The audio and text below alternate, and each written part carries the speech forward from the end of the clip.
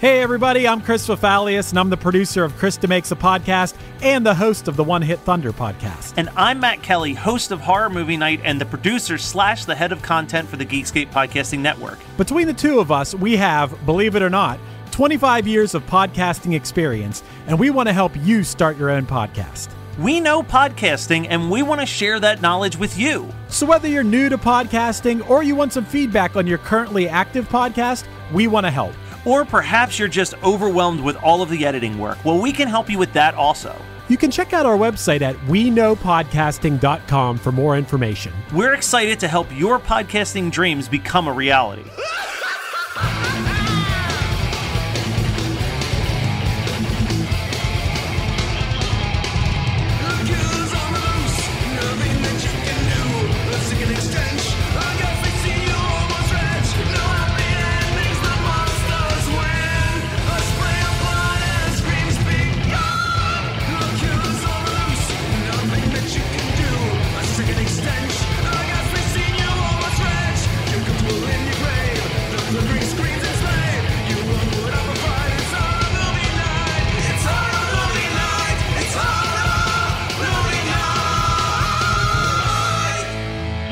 Welcome to another episode of Horror Movie Night. This week we are talking about 1981's The Prowler, as picked by Scott. One that I can't believe it took us over 300 episodes to get around to. But Scott, why did you finally decide to pick The Prowler? Well, okay, so it was too popular, right? Like, it's too well known of a movie. You know, we don't really do classics. It was too pop, Prowler? I quit. You're gonna be Prowler. You're gonna kill your friends at night. There's your wicked reference for the episode. We're done now. Thanks for watching Horror Movie Night. Anyway, I picked it because I've been wanting to discuss this movie for a long time, because this is well, there's no argument to be had. This is the best special effects that you can get in 1980. That's just, you know, anybody that wants to argue that with me, why? Why would you try? Yeah, I mean, that's really what it comes down to, right? It's a movie Savini never got better than this, you know? It's a movie where, like, the plot is whatever, and, like, it's kind of just the same plot as 3 or 4 other movies that came out this year, but the kills are just relentless. Like, relentless. The scene in the shower with the pitchfork, I feel like that's like the iconic one, but it's just like... It's the trench spike in the head, dude. That is the best kill in this movie, and I just wanted to put that out there. If you listen to nothing else on this show, the first minute of it, there you go. The trench spike through the head, and then when he pulls it out and the eyes go white, so good. Tom Savini never topped that. I really enjoyed... I forgot that this movie just starts out with the old-timey newsreel followed by the letter voiceover. Like, I'm like, I love this. Yeah, great intro. Great intro. Honestly, the first 20 minutes, that's a little long. But, like, up until the first death, this movie was right up my alley. Because it's a costume drama. That's all it is, you know? Yeah. And then after the first death, it was like, this movie is being held up by the kills, which is, you know, 80s slasher movie. I mean, that's the thing. And I mean, here's the thing. Obviously, there's a good chance that any movies that we make reference points to are going to be people's double features. But, like, this is literally My Bloody Valentine with, like, slightly less memorable characters. Like, that's what it comes down to. The thing is that I don't disagree with you, but the kills in this are better. For sure. I have to give that a caveat. I'm sorry. What I'm trying to say is that the kills in The Prowler are strictly better due to the fact that I still haven't seen the uncut version of My Bloody Valentine. Yeah, no, I mean, dude, the knife through the top of the skull is great. All of the kills are fantastic in this movie. All I'm saying is that Prowler has the better kills, but I actually gave a shit about some of the characters in My Bloody Valentine, where, like, these could have just been named teen number 1 through 10 for me in this movie. Like, they are just regular, general, nondescript characters. Yeah, it's basically like take all of the characters that get murdered in Sleepaway Camp, remove all interesting characteristics, and just let him get murdered in interesting ways. So, what's the guy's name? Mark? Is he the cop? It's Mark, right? Yeah. Okay, so I was watching and I was like, yo, I think that that's the dude from The Mask, the bad guy. And it wasn't. But Mark is from Delco, Bryn Mawr, Pennsylvania. born and raised. No shit. Starred in a General Hospital type show, married someone else who's also from Bryn Mawr. So, you know, Tina Fey, stop taking all the credit. Yeah, there's a lot of famous Delco folks. We got Jamie Kennedy. Brian is doing a show just for the 3 people that are paying to see the camera stuff. This movie is very much like, it sucks because one of my notes just says, shit, got sucked into this and forgot to write things. Because I was just like, yeah, I'm just watching this. I'm just seeing people get killed. And then, because it literally goes from, here's how much I just was staring at the screen and then forgot to write down things, was knife through the skull, right into the pitchfork shower scene, right into that scream going into whatever this shitty rock song is that they're dancing to. That is not a shitty rock song, dude. That is a great song. The band totally rips in this movie. Like, seriously, one of the best bands in an early 80s slasher. So here's my problem with them. Because I don't think that their music is necessarily bad. What I think they are bad at is a band that you would book for the school dance. Because well, that watching people try to dance to the song is like bopping around. I don't disagree with that. That is totally acceptable, that argument. But here's a counterpoint to that. Think about all of the weird bands that we've watched play shows, quote unquote shows, in high school auditoriums on horror movie night. I mean, a couple come to mind, you know, obviously Trick or Treat, New Year's Evil. Those are the big 2 that come to mind. If I had more time to plan in advance, I would have thought of them. What's the one from Killer Party? Oh, yeah, but that was a frat party. It wasn't high school, bro. That's true. And the reason I picked this movie is because this movie is a high school graduation movie. This is coming out almost to the day when this is supposed to have occurred. Now, I thought that it was going to be exactly the weekend of, which would have been June 12th. But I believe it's actually supposed to be like late June, which is weird because people graduate the first or second weekend of June. So I am going, my headcanon, just like how the first Friday the 13th movie exists on May 13th, Friday, May 13th, this movie exists first week of June. I don't care what the reality of it is. Don't come at me, bro. Not you guys. I'm talking about Joe Venato. Brian, did you recognize any of the locations in this movie? Yes, I recognized the one scene was a pool. The other scene was a shower. The reason I ask is because this movie was all shot in Cape May, New Jersey. Oh. And like, I don't recognize any of the locations, but as soon as I read that and I was like looking at like the gazebos and stuff that they were walking past, I'm like, yeah, I could see this being Cape May, New Jersey. Like, oh, man. Like, that all checks out in my head, that is actually where they shot this movie. Yeah, good old Cape May, where my parents used to take us, even though it was like a retirement beach. There was nothing for kids to do there. Not a thing. But they had a lot of golden corrals. There was a lot of golden corrals. Right next to the ocean. Let's get some frozen fish from Wisconsin. Scott, let's talk about one of your favorite things, head explosions, because this movie ends with a beautiful one. Man, and I have a note about it. Great head explosion is all I ended my notes with this week. You know what's the funny thing? I was watching this, and I couldn't remember who the killer was. I've watched this movie like 5 times, and I forget every single time. But it's like, as soon as the sheriff's like, well, I'm going on a fishing trip, good luck, I'm like, he seems about the age appropriate to be the guy who killed that girl. I did the math. Let's say he was 20 when the first time he murdered was, right? And so he came back, it was 1947 or something that he came back. He killed some people at say 20. That would put him at 55. Plenty of murdering left in them bones, all right, guys? So listen, if you are out there and you're having a midlife crisis, for the stars. Fucking, if you're in your early 50s and you're like, what do I do with my life? Go kill some teens. I gotta talk about the survivor girl and her outfit choices, right? Her first outfit. These are where my things that my brain does, because I'm like, girl, bad choice, right? So no one thinks that I'm a hypermasculine dude that listens to this show, all right? So this should shock no one. Matt, we had a conversation about my bisexuality last week. You're an example of what a man is for me. Your dad is just so pissed off at me right now. He just punched a wall. No. Dad, I did. Can I come home for Thanksgiving, please? My dad said that so many times.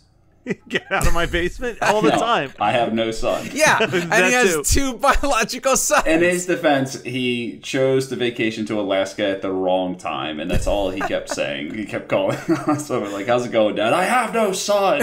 Hey, Let's get back to my tangent, guys. I feel like I'm not important. Dresses. Sorry, we got to talk about the dresses. We need to talk about her outfit choices. So her first outfit, she's wearing this beautiful pink and orange sherbet kind of 2-piece thing.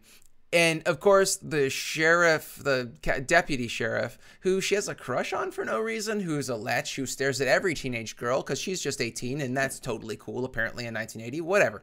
He comes to the dance because she asked him, then he dances with some other girl for like 2 minutes, and then she's like, she harumps, and then he comes up, and she's working the punch table, and his dance date is like, hey, you're such a good dancer. Splat, drops punch all over the sherbet dress. And so she's like, harumph number 2. She goes back to her dorm room, whatever it is, her room, and doesn't notice the dead kids in the shower, puts on a much cuter blue striped wrap, but then she puts her high heels back on. Very poor choice of shoes. Put Keds on. No, it's okay if she wasn't wearing pants. That's totally fine because she was going back to the dance. But you didn't. I said put on Keds. Oh, Keds. I was just hoping for some low tops. That's all I care about. You know, like, and think about this. Like, she lived through this, but also the inverse is she survived this movie in heels.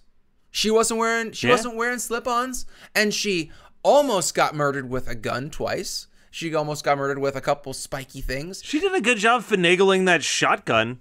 Yeah, but then, you know, and every time I watch this movie, I get so pissed off that the weird red herring guy is like, he gets the shot, and I'm like, it should have been the survivor girl. And then I'm like, oh, wait, it is the survivor girl at the very end. So, yeah, this movie is wild. It is just a roller coaster. That weird eye contact with the love music playing in the background for like 30 seconds too long before the red herring gets killed. That head blow, I watched it on Tubi. Let's not call it that. Let's not call it that.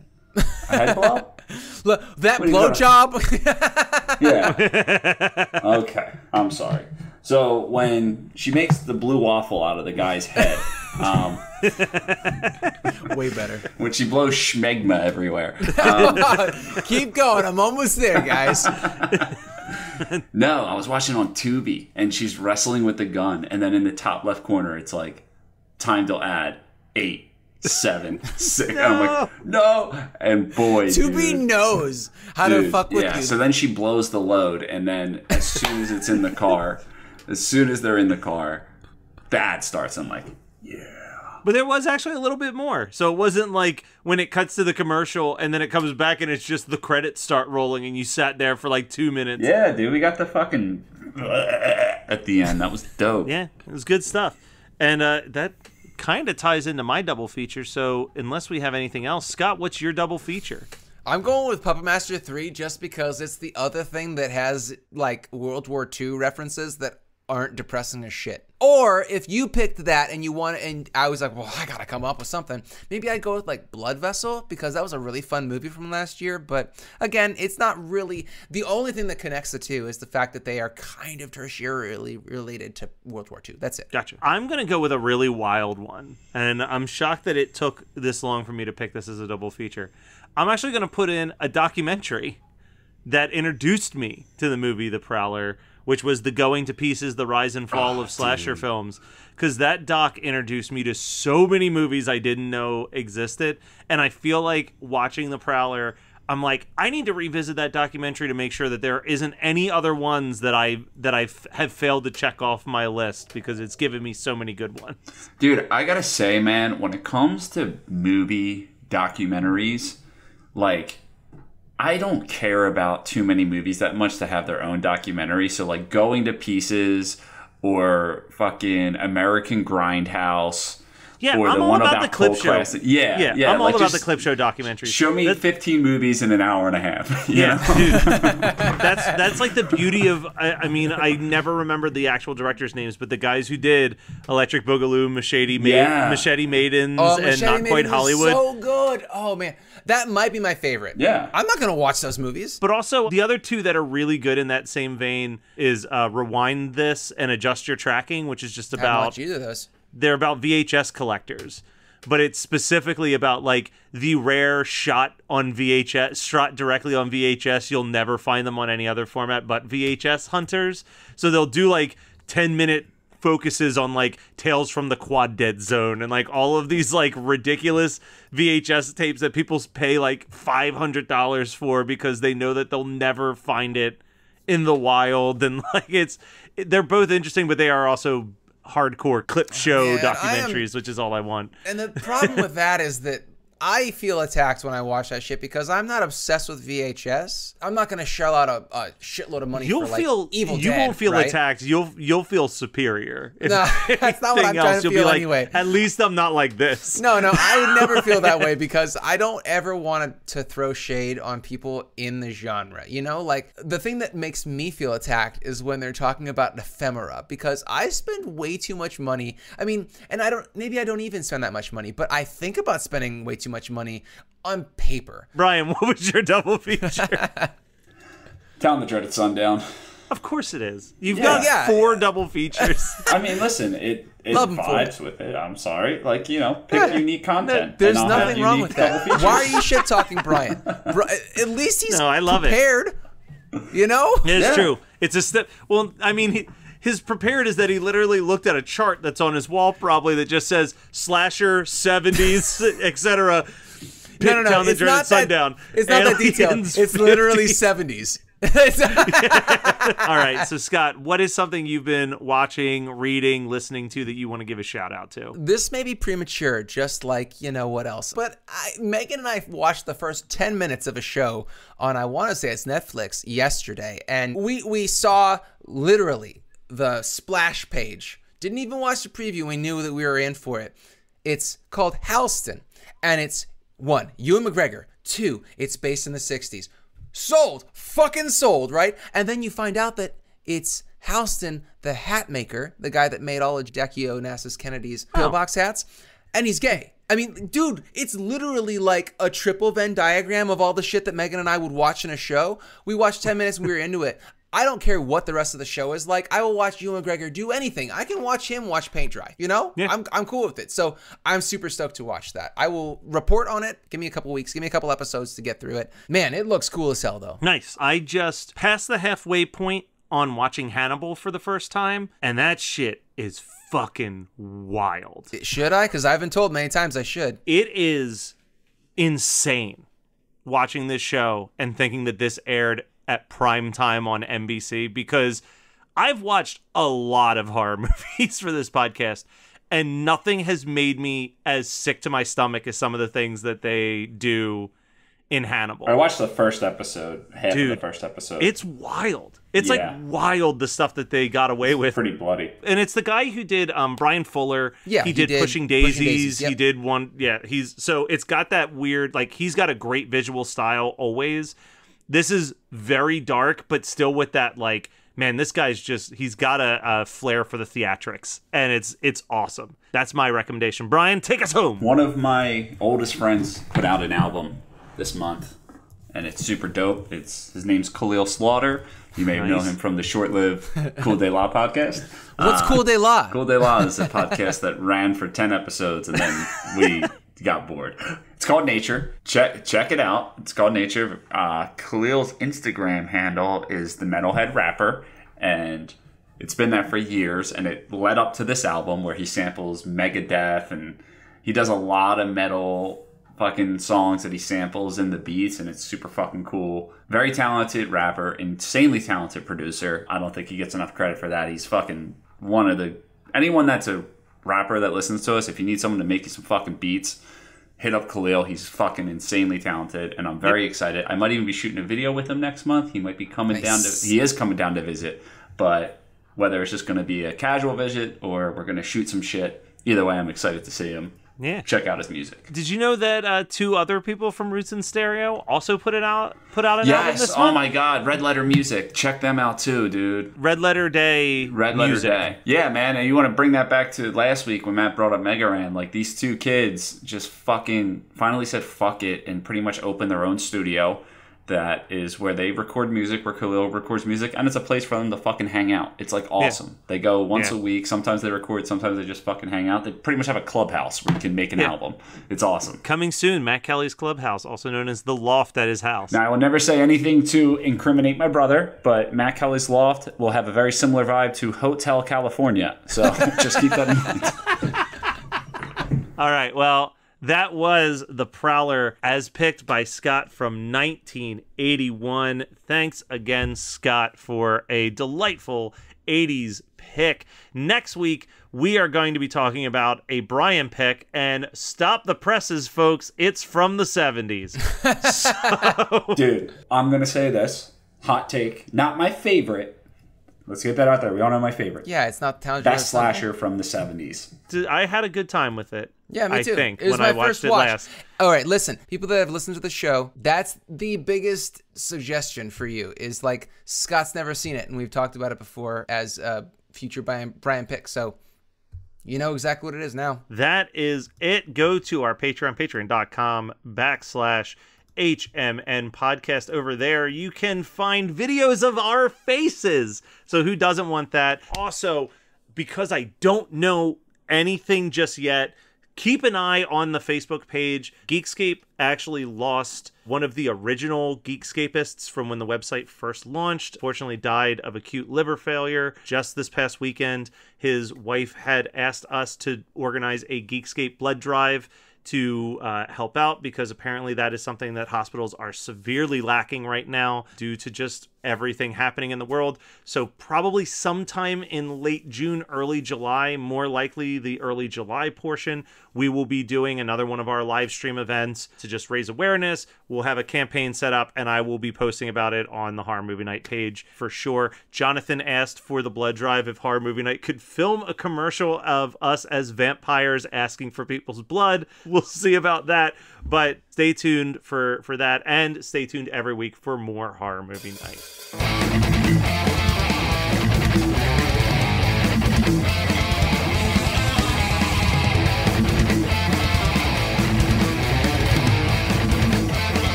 You're listening to the Geekscape Network.